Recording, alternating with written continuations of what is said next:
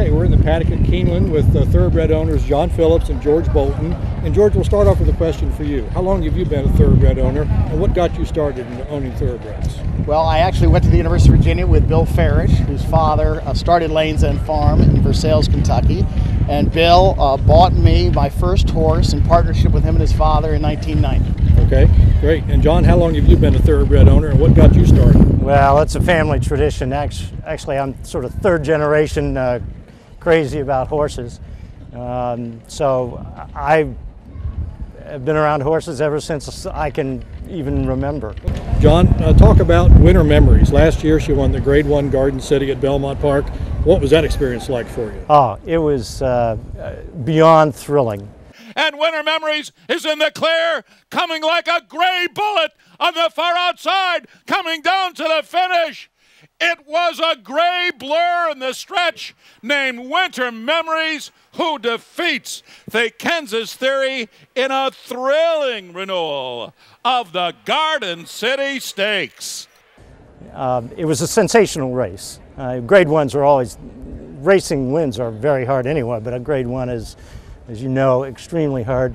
And that race was thrilling for us because 1 minute I was going to try to figure out what I was going to say about our loss, and the next minute we're 2 lengths in front. And that was just thrilling for everybody, particularly because it was a homebred for us, and that made it very special, very special. Great.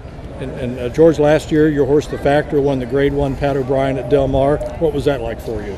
On the outside, The Factor's holding on. The Factor, Smiling Tiger, Camp Victory on the outside, and Crown of Thorns. The Factor will win it, and The Factor, all hot, takes the Pat O'Brien. Well, I think the one thing that we can touch on with horse racing is that everybody in the family is invited. It's not a golf foursome that's got a minimum age. I had all 3 sons there. My mother, who's my lucky Aurelia Bolton, is my mother, and we had, I think, 7 or 8 friends and their kids. And so it was a big day for everybody. And of course, you win these races when you don't think you will, and you lose the ones sometimes you think you will. So it was a surprise. We beat an older field that day.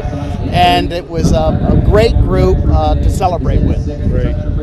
So John, beyond winning races, you know, what's appealing for a thoroughbred owner? I mean, winning races, it's all about that. But what other aspects of being an owner? I mean, everybody comes to the industry, the sport, from different angles.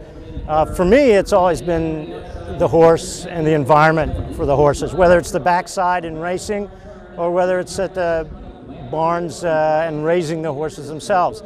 I love the country angle, I love the excitement of the racetrack. It's a combination of both, and that's what I look for. Okay, anything you'd like to add to that?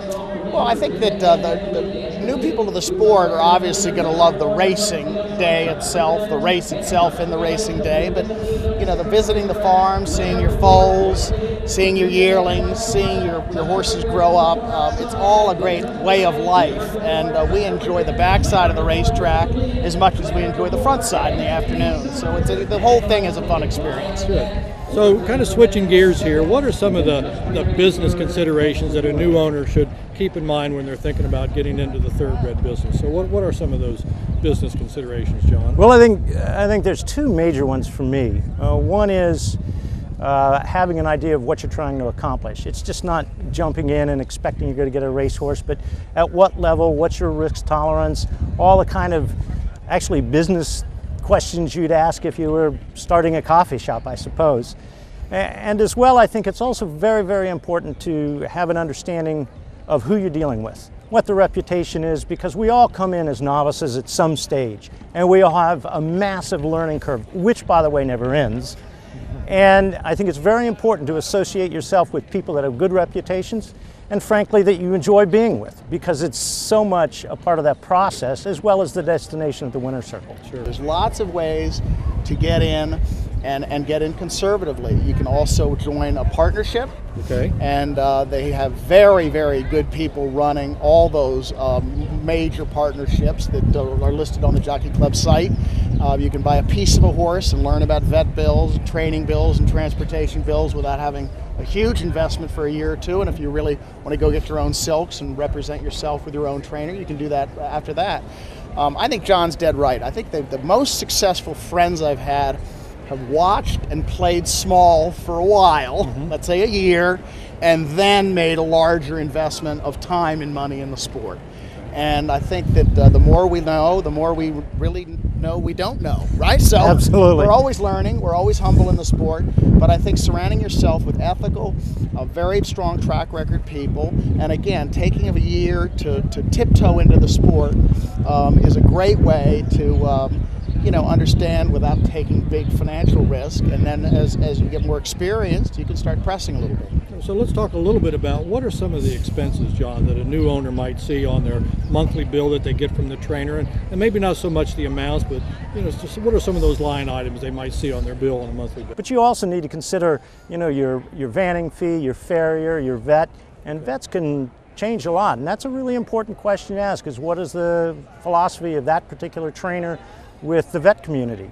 And what's his track record on those things? So there are a lot of variables, more than we could spend hours on it. But those are the major issues: day rates and where you're located. Okay. Yeah, I'd say, to keep it really simple for a new individual, a horse is about $40,000 to $50,000 of maintenance a year between transportation, veterinary work, and training bills. And that's about 1.5 to 2 wins a year per horse. If you join a syndicate group and you're 1/20th of that, Right. then you're learning, you get the exact same bills, but just a 20th of them. Right. And it's a nice way to learn as you get more experience in the sport. You can buy a great horse for $100,000 to $200,000. Oh, absolutely. It happens every year. We have another one on the West Coast called I Have Another, $40,000. Right. He's one of the Derby favorites. So the richest people don't necessarily win all the races. In fact, they rarely dominate the sport year in and year out. And I'd say the cost is, let's say, $100,000 to $300,000 for a really high-end horse, $40,000 to $50,000 to keep it in a year, 1.5 to 2 races of wins per horse to break even, and that means we can have all the fun for free. Any final advice, John, that you'd like to give to a new owner that's considering investing in thoroughbred ownership? I would, in the sense that I think it's important to enjoy the journey. Sure. Not to define racing as a sport by just getting to the winner's circle, but take it all in. There's lots of characters, there's lots of color, there's background, there's early mornings. It's all fun, and that's what I think you need to understand. Yeah, it's great as a business, but really it's a journey as well as a destination. Okay, George, any final advice? Well, I think the fun is that I can include my friends and family in it. Sure. And with the world of Twitter and Facebook and Equibase and your Jockey Club site, my friends can watch my operation for free. That's a pretty good deal, right? Good They can go to the deal, races yeah. almost for free, and they can watch my horses run for free. And we include a lot of people, and I think that's the new part of the sport that's so exciting. But there's no doubt that there's much more than just the race itself that I enjoy. And I think that most of my friends who've taken their time to learn a little bit before investing larger amounts of capital have all been hooked by the lifestyle of horse racing.